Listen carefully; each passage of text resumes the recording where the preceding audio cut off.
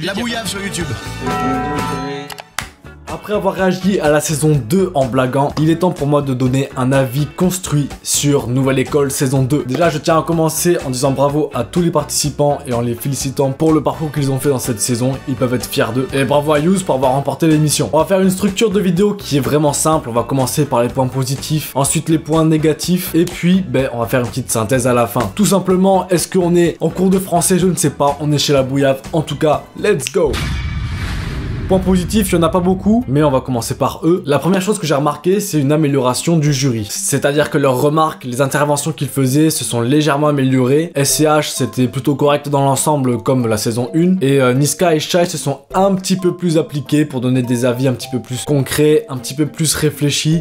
Ça reste pas incroyable, mais il y a quand même une amélioration par rapport à la saison 1. Enfin, je dis ça, mais quand même, on a vu que Niska, il a été bancal par rapport à ses choix, surtout par rapport à Naira. Ça, c'est vraiment un truc qu'on comprend pas. Après, peut-être qu'il y a des choses au montage qu'ils ont coupées, qui font que, je sais pas trop, mais on verra ça plus tard. Et Shai a été plus discrète dans la saison, je pense qu'elle a pris peur de toutes les remarques qu'elle a dû prendre dans la saison 1 et tout ça. Moi j'ai vu personnellement un petit peu plus d'efforts de sa part, donc ça fait toujours plaisir. Mais par contre à la finale, elle s'est complètement relâchée et elle a dit à peu près n'importe quoi. On l'a retrouvée comme dans la saison 1, hein. Vraiment Shai, c'est-à-dire qu'elle fait des efforts, mais il y a un moment où elle se relâche et vas-y, laisse tomber.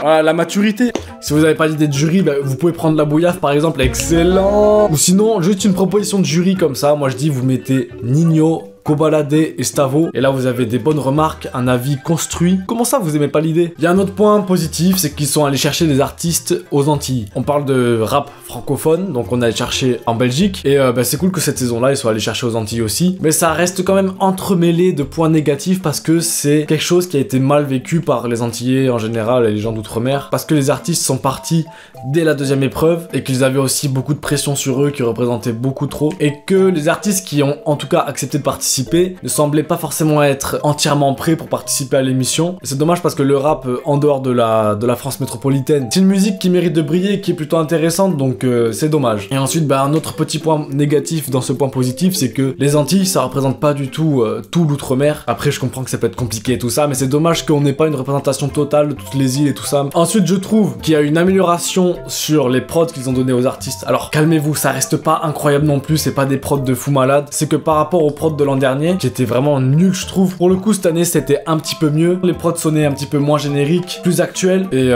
mieux tout simplement. Et ça permet de mieux mettre en avant les qualités de l'artiste, donc c'est quelque chose d'important à souligner et j'espère que dans la saison 3 ils vont continuer à l'améliorer un petit peu. Un autre point positif aussi qui était cool, c'était les coachs qui sont intervenus, où c'était beaucoup plus intéressant que l'an dernier. On voyait qu'ils étaient vraiment investis et qu'ils étaient là pour aider les élèves à se dépasser, à exprimer des choses et à mieux appréhender l'épreuve. Et quand je dis ça, je pense surtout à Medine et Rimka qui ont eu de très bonnes interventions, des bons conseils. Rimka qui a été assez pertinent je trouve dans ses remarques. C'est cool, c'est bien. Pour une fois qu'on a un avis qui est plutôt profond, qui change des salles. Eh mon gâté, tu t'es foiré. Tu vois, ça fait du bien d'avoir un petit peu plus de développement, d'explication. Et ensuite le dernier point positif, c'est que l'émission était assez divertissante. Et moi j'ai vraiment pris du plaisir à la regarder, à réagir aux épisodes. En termes de divertissement, c'est vraiment une bonne émission.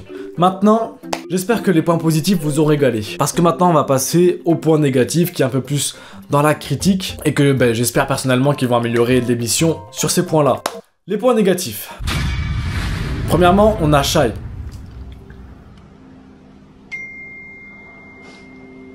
Ah, faut que je dise. Bah oui. Non, plus sérieusement, il y a quand même pas mal de leçons qui n'ont pas retenu de la saison 1. Premièrement, je pense aux différences d'environnement pour les auditions, et c'était clairement flagrant avec Vadek et Randy, qui ont dû faire leurs auditions devant un concert de 5000 personnes, tandis que d'autres étaient en studio. Bipolaire pour capter que... Ça veut dire quoi bégayer? Ils ont encore fait cette même erreur alors que ça avait été reproché dans la saison 1, mais ils ont continué malgré tout. Deuxième point négatif, c'est le dark. Pour aller plus loin, on va dire plutôt le piston, le pistonnage. Je trouve personnellement que le piston, ça a pas vraiment sa place, surtout dans une émission comme Nouvelle École, parce qu'on cherche plutôt un talent, on cherche plutôt un nouvel artiste à faire briller en France, plutôt que de faire percer un membre de sa famille ou que sais-je, un membre de son entourage. Ensuite, un autre point négatif, c'est le casting de Crystal. Alors je sais pas comment ça se fait qu'il y ait des gens qui aient kiffé sa prestation, ce qu'elle dégageait et tout. Ce casting, je trouve qu'il est clairement inutile. Enfin, je sais pourquoi ils l'ont mis dans l'émission, mais c'est un casting qui, en soi, artistiquement, n'apporte rien, qui est vraiment inutile. Ce que je trouve d'injuste, c'est que Crystal prend la place d'un autre artiste, d'une femme artiste qui aurait, avec du talent, qui aurait pu participer à l'émission et peut-être aller beaucoup plus loin et apporter quelque chose de vraiment bon, plutôt qu'une attitude arrogante. J'aime pas d'excuser ce comportement en disant oui, c'est une attitude ricaine, elle est dans le personnage et tout. Arrêtez, c'est pas parce qu'on dit que quelqu'un est ricain qu'on doit excuser tout ce qu'il fait. En vrai, Crystal, l'explication de pourquoi est-ce que c'est là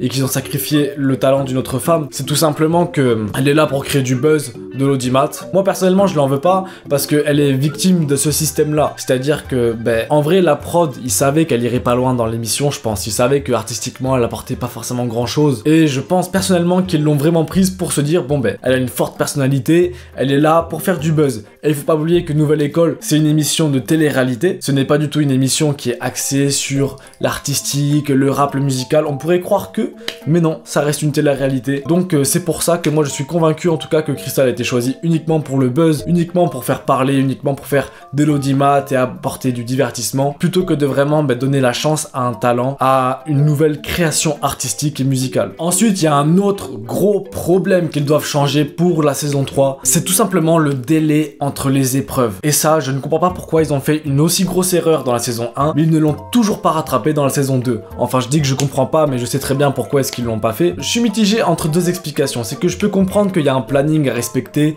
qu'il faut que ce soit fait le plus rapidement possible pour que la production coûte moins cher, qu'on a aussi SCH, Niska et Shai qui sont pas forcément disponibles tout le temps, donc juste de caler un créneau comme ça, je pense que ça va être assez compliqué. Donc par rapport à ça, je comprends et je l'excuse. Mais quand même, il faudrait être un petit peu plus qualitatif pour la saison 3. Ne serait-ce que juste pour les artistes, pour les participants, parce que c'est pas cool de faire ça. Parce que laisser une nuit pour les cyphers ou les battles, c'est nimp. Parce que les artistes, ils ont des mauvaises perfs, et il y a beaucoup d'éliminations qui auraient pas été faites sans ça. Parce qu'il y a des oublis de texte, parce qu'il y a la fatigue, et puis parce qu'il y a des textes qui sont médiocres, où t'as pas le temps de les écrire forcément. En plus de ça, ça donne une mauvaise image aux artistes. Après, en tant que spectateur, c'est divertissant et drôle de voir qu'il peut y avoir des ratés et tout ça, mais pour les artistes en eux-mêmes, c'est assez irrespectueux et il va y avoir sûrement des mèmes qui vont être faits après sur eux, et il suffit que tu sois un petit peu sensible face aux réseaux sociaux, au harcèlement qu'il pourrait y avoir et tout ça, et ça peut finir assez loin. Et je pense qu'il y a des artistes qui parlent pas beaucoup par rapport à l'émission et tout ça, mais je pense qu'il y en a beaucoup qui sont blessés par rapport à ce qui est fait sur internet. Parce que ce sont des prestations, des mauvaises prestations, ou peut-être parfois ils ont l'air un petit peu ridicules entre guillemets, ou ils se tapent un petit peu la honte. C'est une image de eux qu'ils vont peut-être garder longtemps avant de pouvoir l'effacer en tant qu'artiste. Je pense par exemple à... Putain, comment il s'appelait? Juice, avec son Habibi et tout ça. Aujourd'hui, je sais pas ce qu'il devient, mais le seul truc dont moi je me rappelle de lui personnellement, c'est ce même de Habibi, et on retient presque que ça de lui, et je trouve ça un peu dommage. Ensuite, j'ai parlé des battles. Les battles, au-delà du manque de temps qu'ils ont pour créer tout un battle, c'est que cette épreuve est tout simplement catastrophique. Personnellement, c'est ma préférée. Moi, j'ai commencé à regarder Nouvelle École uniquement parce que j'ai entendu qu'il y avait des battles, et que j'ai vu que c'était un petit peu malaisant et tout. Mais en dehors de ça, cette épreuve n'a rien à faire dans l'émission. Moi, je kiffe les battles parce que Nouvelle École, pour moi, c'est simplement un divertissement. Je vais pas chercher le nouvel artiste de l'année ou quoi. Je me base pas sur Nouvelle École pour éduquer mes goûts musicaux en gros. Et donc dans cette épreuve, ils ont un manque de temps, ce qui donne des oublis de texte. Ensuite, des textes tout à fait médiocres. J'ignorais que Shrek avait eu un jumeau à la naissance. Et en fait, les candidats sont juste, on va dire entre guillemets, moqués pour le plaisir du spectateur, dont moi j'en fais partie, mais c'est pas ce que j'attends d'une émission qui se dit vouloir révéler le nouveau talent. Et puis au-delà de tout ça, les battles, ça n'a rien à voir avec le rap, parce que tu peux être bon en battle et mauvais en rap, et bon en rap et mauvais en battle. Et c'est qu'on perd trop de gros talents sur cette épreuve des battles qui ne révèlent rien sur l'artiste, et on les perd sur une épreuve comme ça où il suffit qu'il y ait un oubli de texte pour que ça y est, c'est ciao. Ensuite, il y a une autre épreuve que j'ai du mal un petit peu à comprendre, c'est l'épreuve des featuring. Alors l'épreuve, elle est cool et tout ça, mais j'ai du mal à comprendre à quoi ça sert de fitter avec un grand artiste du rap français. Et quand je dis grand artiste, bon... Je la frappe pas, mon maille. Let's go. Je la frappe pas, inhalé. C'est lui qui a besoin de Nouvelle École, avec qui tu n'as rien en commun. Et quand je dis ça, je pense par exemple à Quelo et Kalash Criminel. Déjà, ils ont cagoulé Quelo avec Kalash Criminel. C'était vraiment ridicule. Je me dis que s'ils essaient de le faire sortir autant de sa zone de confort, alors c'est très bien de sortir de sa zone de confort, ça fait grandir l'artiste et tout ça, mais sur une seule épreuve comme ça, moi j'ai plus l'impression que la production de Nouvelle École cherche à faire des faux pas le plus possible aux participants, plutôt qu'à vraiment les aider à exprimer qui ils sont, ce qu'ils ont en eux et tout ça. j'ai l'impression qu'on cherche vraiment à avoir le plus d'images un petit peu choc, un petit peu drôle, un petit peu clownesque, plutôt que de réellement révéler qui est l'artiste. Et c'est ça qui moi me dérange. Parce que honnêtement, à part le fait que ce soit divertissant de voir Quello en cagoule avec Kalash Criminel, ou même les autres artistes, je prends eux en exemple parce que vraiment ils étaient extrapolés, mais j'ai du mal à comprendre qu'est-ce que ça vient faire là aussi. Parce que c'est une belle opportunité pour les artistes, mais en termes de musicalité dans l'émission, qu'est-ce que ça apporte concrètement? À part du divertissement, rien. Et pour finir, le plus gros point négatif qui vient juste détruire toute la série selon moi et qui enlève, ça enlève limite l'intérêt de Nouvelle École. C'est vraiment le plus gros point négatif qui m'a agacé pendant tout le long de la saison, ce sont les critères des jurys. Parce que ces critères de réussite changent au fur et à mesure selon les artistes qu'ils ont en face. Et c'est comme ça que Useboy, il a réussi à passer toutes les épreuves pour se hisser en finale, parce que à chaque fois qu'il s'agissait de Useboy, on changeait les critères. C'est-à-dire que, ok, Useboy a bien réussi l'épreuve, on va regarder ce qu'il a fait sur l'épreuve. Oh, Useboy a raté l'épreuve. Oui, mais maintenant, on va regarder tout le parcours qu'il a fait avant. Vous voyez, c'est soit on note l'épreuve, soit on note le parcours. En plus de ça, les autres artistes sont jugés sur leur capacité à devenir mainstream. C'est des choses qu'ils n'ont pas arrêté de répéter à chaque fois, devenir mainstream, faire le top chart et tout, je sais pas quoi. Mais quand il s'agit de Useboy, il est encore une fois jugé sur son originalité et son côté artistique et ce qu'il apporte de nouveau. Alors que les autres ne sont pas jugés sur ça, ils sont jugés sur, ouais, est-ce qu'ils peuvent être mainstream?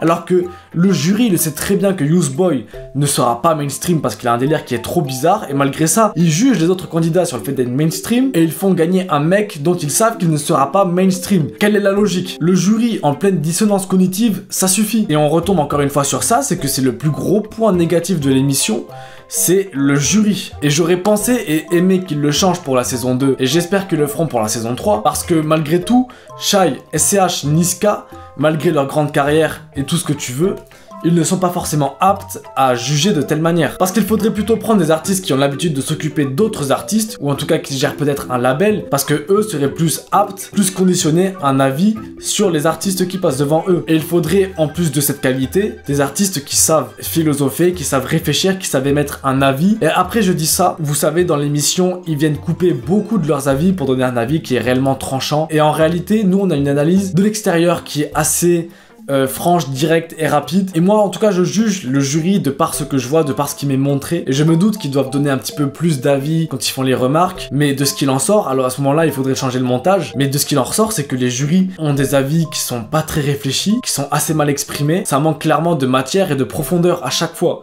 Donc je sais pas si c'est un choix de Netflix de faire des avis qui soient aussi désastreux entre guillemets de par leur montage, ou bien si c'est la faute du jury. Mais dans tous les cas, il y a un problème qui est clair par rapport aux avis qui sont donnés. Mais je pense quand même qu'il y a un problème de la part du jury parce que les interventions des CH sont plutôt correctes, elles sont ok, elles sont pas extraordinaires, mais je trouve quand même qu'il a été pertinent pas mal de fois. En ce qui concerne Niska et Shai, c'est pas du tout le même niveau. Je sais que quand j'écoute SCH parler, je me dis d'accord, il va peut-être m'apporter un petit truc en plus et tout ça. Par contre, Niska et Shai, je ne m'attends à rien. Et limite, j'espère que Shai ne va pas trop parler. Mais au-delà de ça, Nouvelle École, c'est une émission qui je trouve est plutôt très bien réussie parce que on est dans une émission de télé-réalité. On n'est pas dans une émission musicale où on cherche à révéler un talent, où on cherche à révéler un nouvel artiste qui va venir changer le rap français, donner une nouvelle vision, de nouvelles idées, de nouvelles sonorités. On n'est pas forcément là pour ça, on est plutôt là pour divertir le public. On est sur Netflix, une plateforme de divertissement. Donc on fait une émission de télé-réalité. En fait, ce sont des gens qui voulaient faire de l'argent. Comment on fait de l'argent aujourd'hui? On regarde ce que la jeune population aime le plus. Qu'est-ce qu'aime le plus la jeune génération? Ben, il y a en partie le rap. Le rap, ça génère énormément d'argent.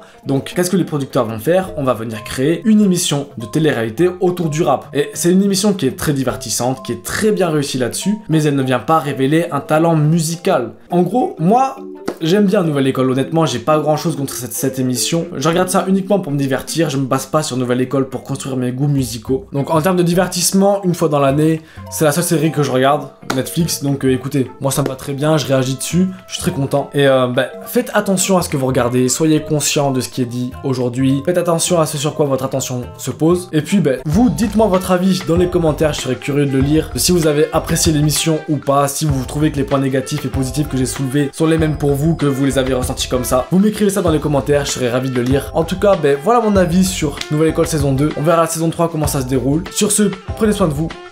C'était la Bouillave. Ciao. T'as bien entendu, j'ai deux Versace aux oreilles. C'est la Vertus Barocco, mais je change de modèle Early. C'est car Cubanco, il va fumer dans ma boca. J'encrasse mes poumons, il porte plainte, mais j'ai un avocat.